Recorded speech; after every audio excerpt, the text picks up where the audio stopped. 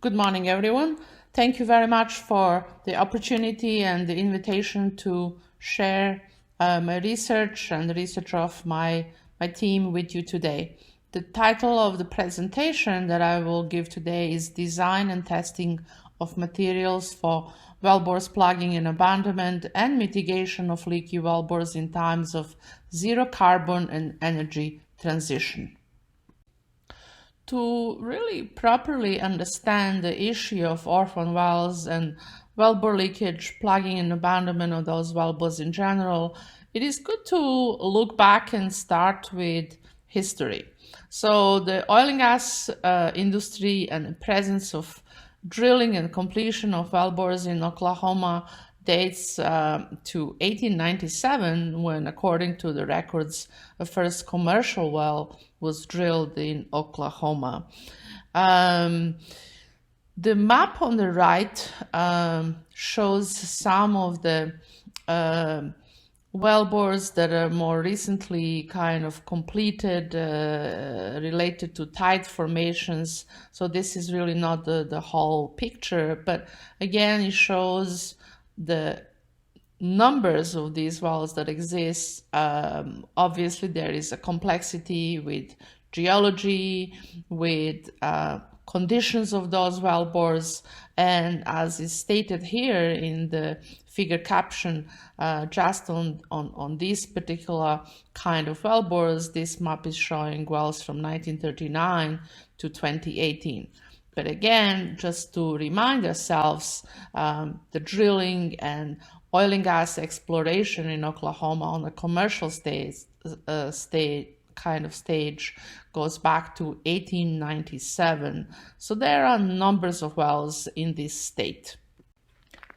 Now that we looked at the past and the history, it's important to also look ahead and see what the future is about. And it's obvious that the future of energy and environment, economics, and equity in our society is all important. And it needs to be integrated, and it needs to converge on a kind of a single point for us to move forward.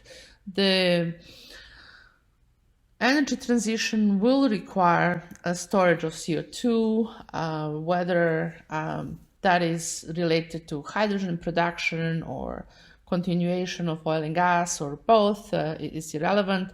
But there are some important statistics and numbers to share here. So, for example, at the end of 2020, there were just about 65 large-scale carbon storage projects operating worldwide, of which 38 were in the Americas.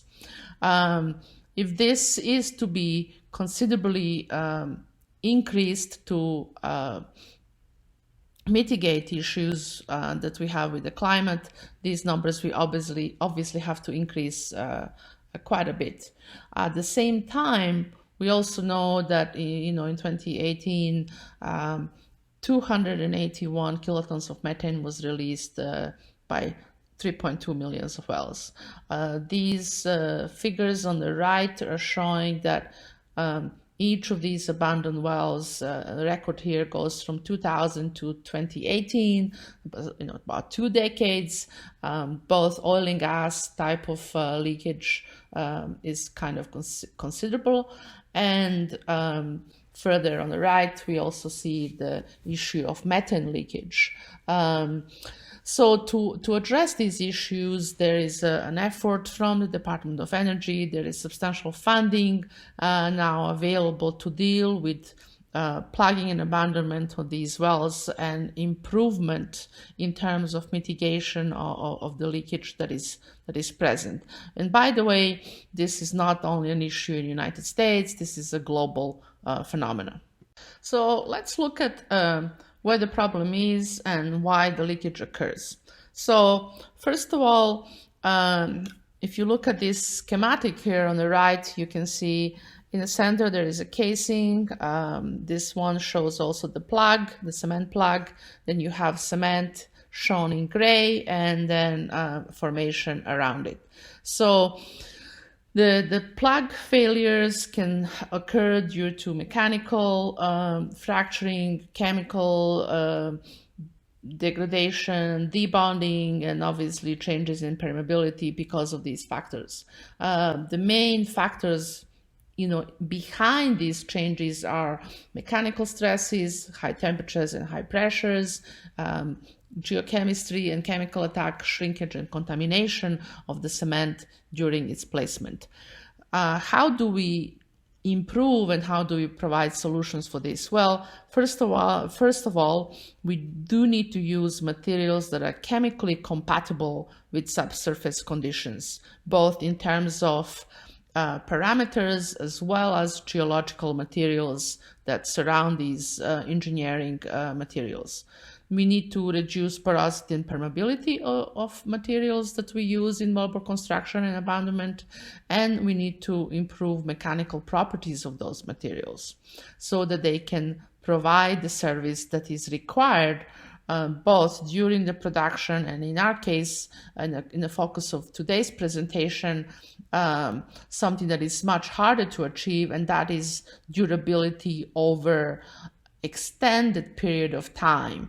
We're talking here hundreds of years, potentially thousands of years. And that is where the current issue is. How do we make and engineer materials that have properties that geological materials acquire over millions of years? So now let's look at the sealing materials that we have in nature, materials that we are able to engineer today, and that ideal type of sealing material that would potentially solve some of today's problems. So first of all, if we look at these challenges and opportunities, we can see that there's really a combination of temperature, pressure, chemistry, and mechanical properties and failures. So if we first try to compare everything to those nearly perfect seals known as shale rocks or clay-rich rocks, we can see that they're really composed and made over geological times. They have, in general, really a good resistance to high temperatures and pressures due to the compaction to which they are subjected. They're resilient and ductile in nature, so they don't really fracture easily. And they're resistant also to subsurface geofluids. One of the key features is that they really have nano permeability or low permeability, and that's why they are such a good seals. If we compare that with WELLBORE cement, which is most of the time Portland cement based type of slurry, we can see that comparing to the geological formations, these materials are, mixed and placed and formed within days. So that's the first and major difference.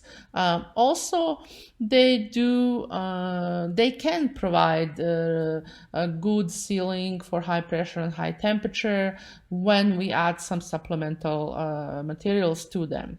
They also, cement in general is fairly good in terms of providing low permeability.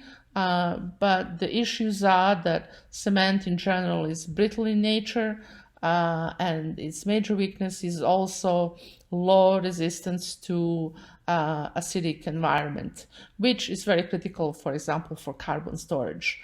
And also cement does have a dual porosity, so there is some microstructure issues that could cause a weakness.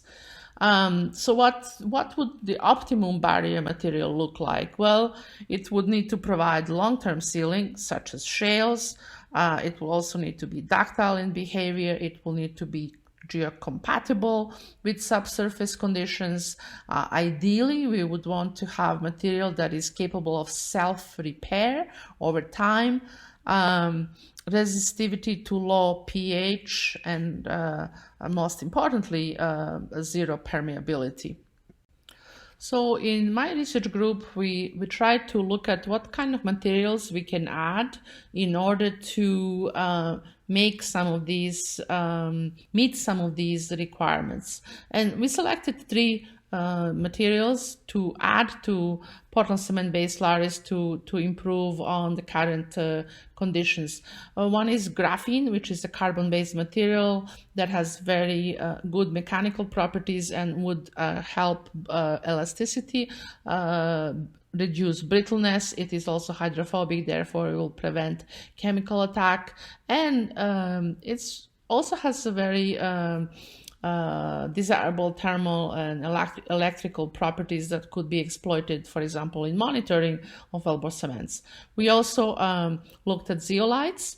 These are natural materials. In our case, we use ferrite and morganite, and they do tend to have good prospects towards self-healing in the subsurface conditions. And lastly, we look at the olivine, and we added olivine as a prevention to CO2 attack, as olivine is capable of converting to magnesium carbonate under low CO2, low pH rich CO2 environment, and that would prevent degradation of cement. And here are some really exciting results that I can share with you today. So we selected three different materials that we feel could actually provide enhancement of the currently used neat cement in terms of addressing fracturing and permeability and self-healing. So if you look at this chart, you can see in red, this is a neat cement or Portland cement with zero addition of any additive. In blue, we added graphene, light blue going from lower concentration and dark blue going to higher concentration. In yellow, the same happened with ferrite. We added from 5 to 30% of ferrite, shown here in the dark yellow, and with olivine we also added 5, 15 and 30% of olivine, the replacement of cement by weight. So in all of these scenarios, with every single mixed design, we were able to improve. If you look at these bunch of curves here above the red, you can see not only that these materials were stronger, but also they failed later than the red material. In case of these green curves at the bottom, materials did not achieve as high initially strength in the early days, but we can see that that failure of material was not abrupt and brittle, rather the material deformed over time. So with all of this, we can see that we can actually improve the current materials, and we are in the process of combining all of these additives together. So hopefully that composite material will pick benefits of all of these individual additives that we tested at this stage. So to conclude, we can see that graphene, which is a carbon-based material, can provide reinforcement within the pore structure, which is the weakest part of cement matrix, by having these nanoparticles embedded in there.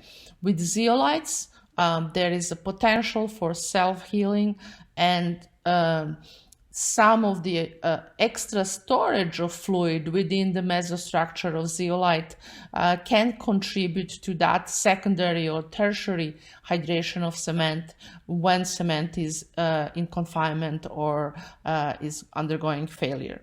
And with olivine, there is lots of indication done on single mineral studies, pure or olivine exposed to CO2 brines, that it does convert. And as we can see in our studies, olivine also contributes towards the improvement of mechanical properties of these slurries. Where do we go from here is really testing all of these materials combined together towards something that would replicate a natural rock. The effort is to try and engineer a sealing material that would be equivalent to something that is present today in geological formations such as shale, nanocomposite. I would like to thank Dr. Susan Nash and AAPG for the opportunity and invitation to present. The whole journey on wellbore cementing for me really started by being a member of Princeton Carbon Mitigation Initiative, and there are people there who really supported that initial learning for me. Also, with my employment at BP America, especially thanks to George King, from whom I learned a lot, and the partners and sponsors from Shell, most importantly James Hitman, as well as others along the way from industries such as Glenn Benj and Kate Baker. And most importantly is really the journey that I took with my group members, Darko, Cody, Mercy, over the years, everybody contributed, not just in the actual work in the lab and publications, but to also by challenging me and pushing me to learn further. And finally, the funding for all this research that came from Shell EMP, National Academies, GRP program, and the US Department of Energy. And I would like to conclude with some of the publications. More of these publications can be found on the ResearchGate and in Google Scholar. And you can always reach me at mileva.radonjic@okstate.edu. I hope to meet you there on your journey to mitigate plugging and abandonment and issues with orphan wells. Thank you all for your attention.